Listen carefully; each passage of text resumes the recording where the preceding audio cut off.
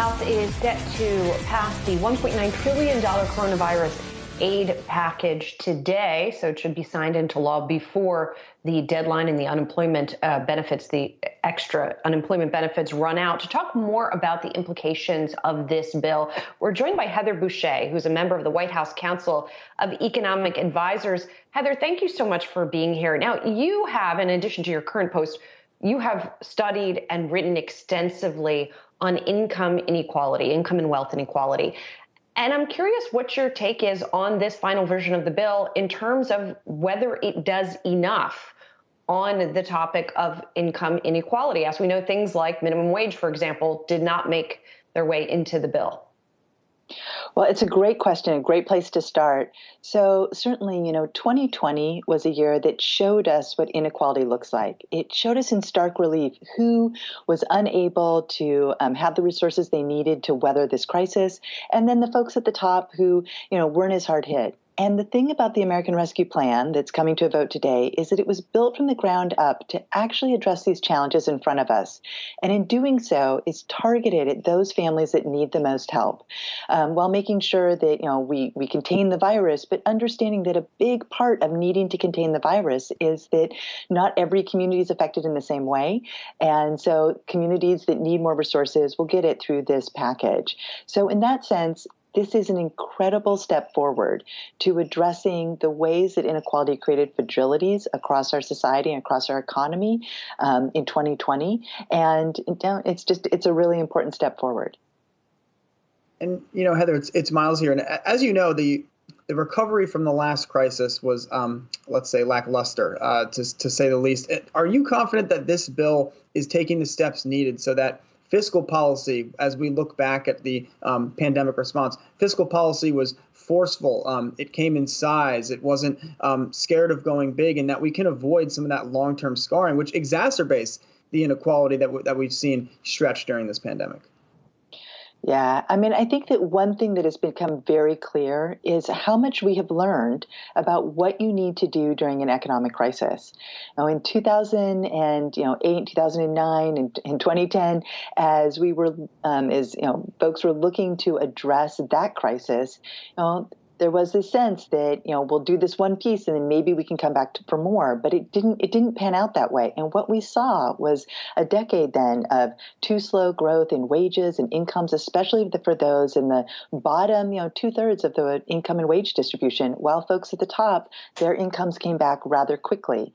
And so with this package, this is an important piece of legislation that says we can't do it that way again. We cannot leave millions of families behind during an economic recovery. And we have to get as quickly as possible back to those pre-pandemic unemployment rates where, we were seeing unemployment rates in the 3% range. And, folks were able to get jobs to the extent that millions of people wanted them. So that is going to go a long way towards reducing the kinds of scarring that you see on families, businesses, and communities that we saw in previous recessions.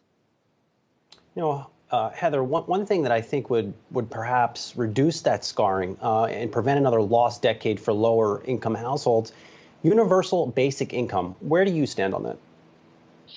Well, it's interesting that this question comes up today because, the House, what the House is voting on will include these really significant increases in what's called the child tax credit. So that's going to go to any family that has children under the age of 18. It's actually going to be paid out monthly. And this is a way of getting at that, basic benefit for every family in America that has children. And there's also expansions of what's called the earned income tax credit, which is already there for working families that have children. There'll be expansions for those who don't have children. But what we see is this whole package together is estimated that it will cut child poverty in half this year, and in no small part due to this expansion of the child tax credit that's going to be this bump up of about $3,600 a year for families that have a child under the age of 6, and about $3,000 for folks that have a child between the ages of 6 and 17. So that is a way of getting at those basic needs that families experience, especially families with children. Yeah, that is definitely a very important and really milestone part of that bill, to your point. There are folks who have called for a so-called Marshall Plan for moms, right? People like Reshma Saujani of Girls Who Code. And that vision, if you will, includes what you were talking about, but also things like expanded family leave and medical leave and other things that would help parents, and in some cases, pay parents for their labor at home, particularly mothers. What role do you think that should have going forward, perhaps in another bill? How much should that kind of thinking be expanded and those kinds of measures be expanded? Well, one of the things we know about the United States is we stand alone relative to our economic competitors in the kinds of supports that we provide for families, and importantly, that we provide for working parents and moms especially.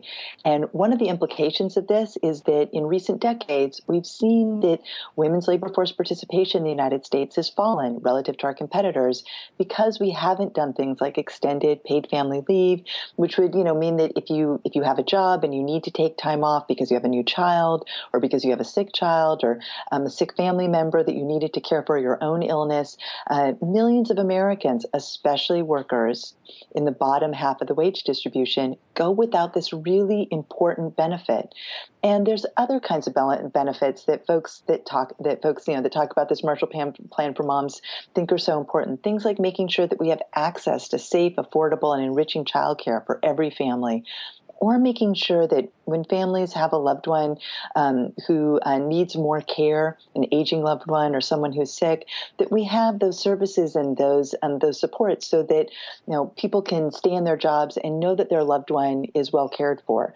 These are all pieces of the puzzle that make it possible for people to be out there in the workforce and know that their families are being cared for while they're doing so, and know that when they need to be at home, they have that right and they don't have to lose a lot of pay to do so.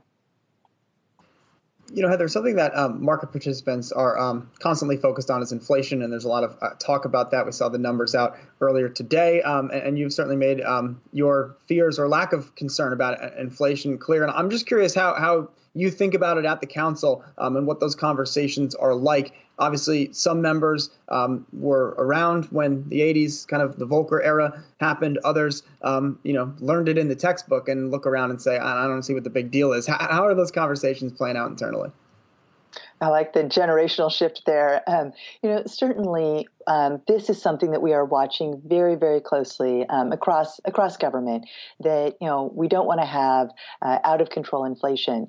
But when you look at what's happening, and you look at the scale and scope of the economic challenges caused by this out-of-control pandemic in 2020 and the enormous need that the American Rescue Plan will fill, there is a sense that, it might be that inflation rises a little bit. It probably will not last long. That's what our best forecasts are showing us. And it's likely to be contained. So we have a lot of tools at our disposal. I think what is important is that we've learned from experience that you cannot leave families behind in a crisis, and that this package will ensure that families are able to get the support they need to get to the other side of this economic crisis, and that the macroeconomic implications are not any risks that we're taking on the macro side are really outweighed by the risk to families and communities all across the country of not acting today. So that's the way we've been analyzing it and thinking it. But I want to stress, we're going to continue to watch these numbers. But for right now, the plan that is being hopefully voted on today is really the most important next step. And Heather, finally, we've sort of been talking around this issue, but just to ask about it a little more directly, many see you as the voice of a new generation of progressive economists. And how do you ensure that this approach is going to have longevity in the years ahead? Well, as I work with my colleagues and think about these issues, what we've seen, and certainly over my lifetime, has been this increase in economic inequality, an increase in economic gains at the top in terms of income and wealth, and too many families left behind. And this hasn't just been happening in 2020; it's been happening for decades. And so you've seen a lot of economists, turning their sights on these new questions, and how is it that we're going to make sure that this economy works for everyone, and that we grow our economy in in a way that is sustainable, over the future. And I think what has been just such an honor for me over the past almost year now is being able to work with now President Biden and see his commitment to addressing the needs of, everyday American families that have jobs and, want to be able to provide for their families, want to make sure that they can get the care that they need for their families, and want to make sure that we have an economy that is producing things that are good for our planet and our communities over the long term.